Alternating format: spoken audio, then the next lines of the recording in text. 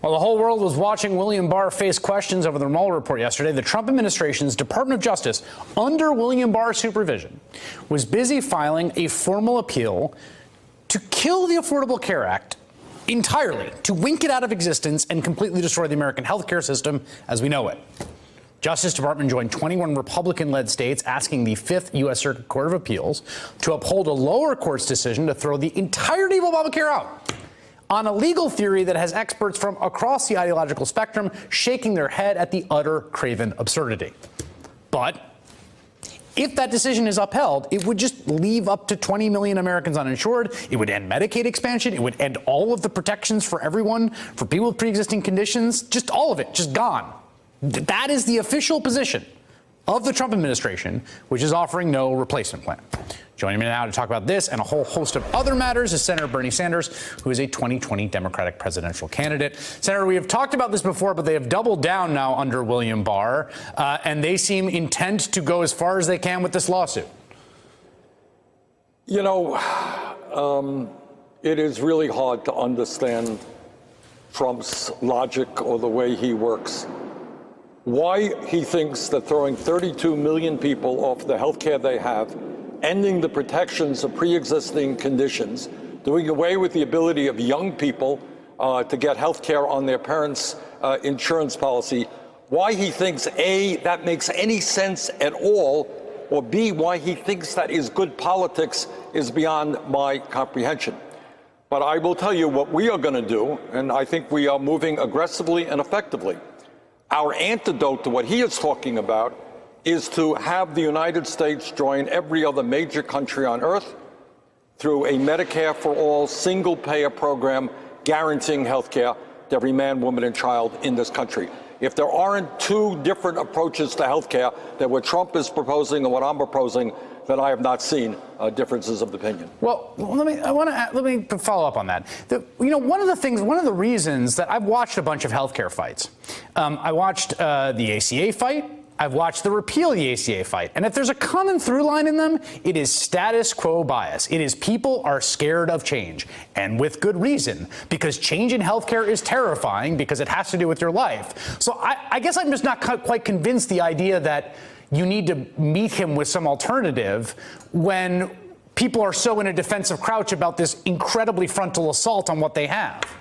Well, I don't quite agree with you, Chris. I mean, I think there is profound disgust at a healthcare system which is by far the most expensive in the world, double what other countries are paying, where we have 34 million people without any health insurance, even more who are underinsured, where the pharmaceutical industry is ripping us off every day, charging us by far the highest prices in the world, where you have insurance companies and drug companies making billions and billions of dollars in profit, paying their CEOs outrageous compensation packages.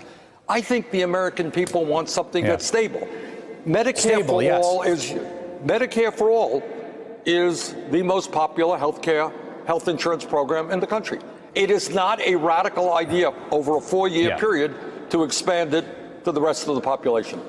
Something else happened today that I wanted to get your reaction to, which is a vote. The first ever war powers resolution rebuke of a president passed out of both houses, in the Senate and in the House, bipartisan basis, to withdraw U.S. involvement in the Saudi-led war in Yemen that's costing tens of thousands of lives and threatening starvation of hundreds of thousands. You failed to veto override today in the United States Senate. What happens now? Well, I just want to say, Chris, and so all your viewers understand it, what's going on in Yemen now is the worst humanitarian disaster on the face of the planet. The UN estimates that if this war continues by the end of this year, 200,000 people, mostly children, will be dead.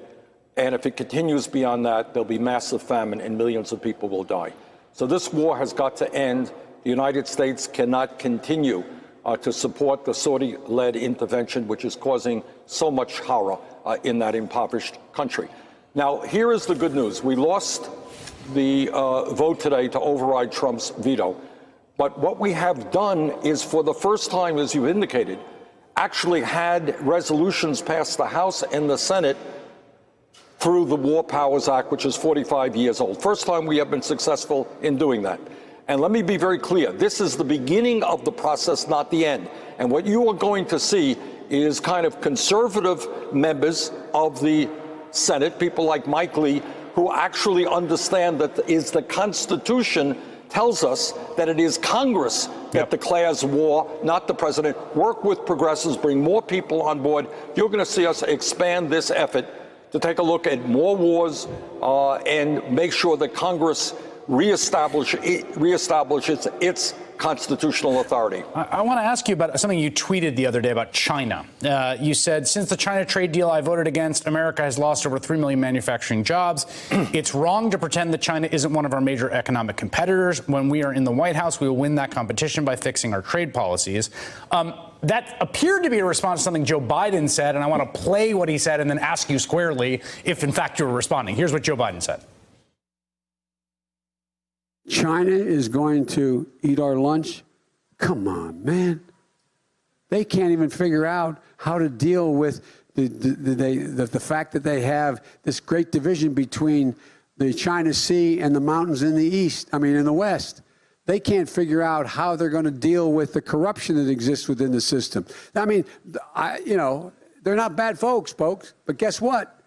They're not competition for us. So were you responding to the former vice president with that tweet? If you don't tell anybody else, Chris. I mean, clearly you were, but here's But here's the point. Wait, okay, go ahead. And then I'll respond. Right. The point that we wanted to make is I happen to believe that our trade policies over the years have been a disaster for workers in this country. If you add the job loss as a result of NAFTA, which Joe voted for, Joe is a friend of mine, and we're going to have this policy discussion in a very civil way. But Joe voted for NAFTA, he voted for PNTR with China. Add those two trade policies together, you're probably talking about the loss of more than 4 million jobs. And by the way, a race to the bottom in this country where many employers lowered wages and threatened their workers that if they didn't like that, they would move to China or to Mexico. So I happen to think that China is obviously, it is one of the fastest growing economies in the world over the last 20 years. And I think that we need a trade policy with China that is based on principles of fairness, not unfettered free trade. Well, so let me just to give a sort of version of what the vice president seemed to be saying. It seemed to me that part of what he's saying is that this is not a zero-sum proposition in the way that Donald Trump thinks about it. I mean, part of the things right now is that Donald Trump says any gain by anyone else is a loss for us. A gain for China is a loss for us, a gain for Mexico. Right. And that seems like a bad way of thinking about the way that the global economy works, right? I mean, China and the U.S. can grow together. Absolutely. And look, China deserves credit. If I'm not mistaken, China has done a better job in wiping out desperate levels of poverty over, a 30, 40-year period than any country in history, and they deserve credit for that. So I am not anti-China, but we have got to establish trade policies which do not allow corporate America to simply shut down in this country and refuse to pay workers here a decent wage and move to countries around the world where they're paying people pennies an hour. And one of the things that I would do is use the leverage of the federal government to say to those profitable companies that if you want to shut down here and move abroad, and then you think you're going to come in and get federal contracts, you might want to think again. We want you to be a good corporate citizen and not just treat your workers in a disparaging and disdainful way. All right, Senator Bernie Sanders from Vermont, 2020 presidential candidate. Thank you for making time tonight. Thank you. Hey there, I'm Chris Hayes from MSNBC. Thanks for watching MSNBC on YouTube. If you want to keep up to date with the videos we're putting out, you can click subscribe just below me or click over on this list to see lots of other great videos.